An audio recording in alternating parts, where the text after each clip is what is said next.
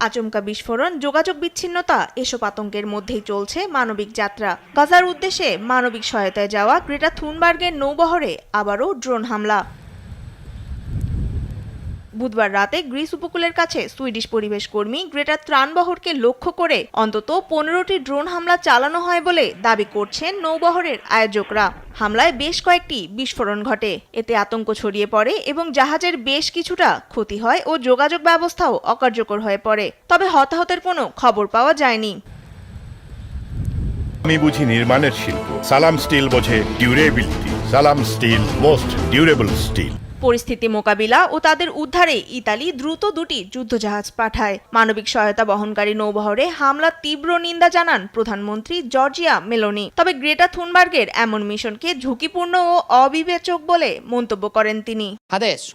এভাবে সমুদ্রযাত্রা অংশগ্রহণকারীদের জীবন ঝুঁকির মুখে ফেলেছে, সেই সঙ্গে আন্তর্জাতিক পরিস্থিতিকেও জটিল করে তুলেছে। আমরা স্পষ্ট বলছি, আমাদের যুদ্ধজাহাজ শুধু উদ্ধার কাজের জন্য পাঠানো হয়েছে, কোনো সশস্ত্র অভিযানের জন্য নয়।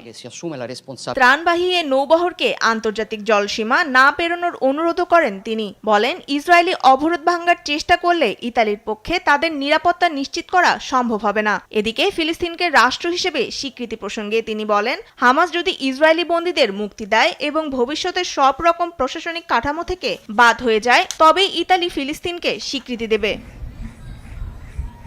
এদিকে গাজার উদ্দেশ্যে মানবিক সহায়তা বহনকারী নৌবহরে হামলার ঘটনায় সরব হয়েছে স্পেনও। বৃহস্পতিবার জাতিসংঘের সাধারণ অধিবেশনে দেয়া এক বক্তব্যে প্রধানমন্ত্রী পেদ্রো সানচেজ বলেন, নৌবহরে অংশগ্রহণকারী স্পেনের নাগরিকদের নিরাপত্তায় একটি যুদ্ধজাহাজ পাঠানো হবে।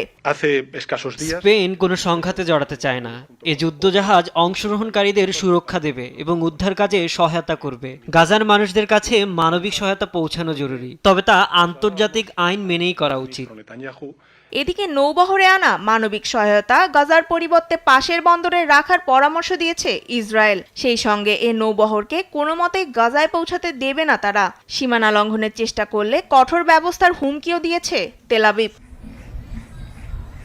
সুইডিশ পরিবেশ আন্দোলন কর্মী গ্রেটা থুনবার্গের নেতৃত্বে নৌবহরটি চলতি মাসে স্পেনের বার্সেলোনা থেকে যাত্রা শুরু করে। বর্তমানে 51টি নৌযান নিয়ে গ্রিসের ক্রিপ্ট দ্বীপের কাছে অবস্থান করছে বহরটি। তাদের মূল লক্ষ্য ইসরায়েলি বাধা ভেঙে গাজায় মানবিক সহায়তা পৌঁছে দেয়া। তনিমা ইসলাম, নিউজ ডেস্ক, দেশ টিভি।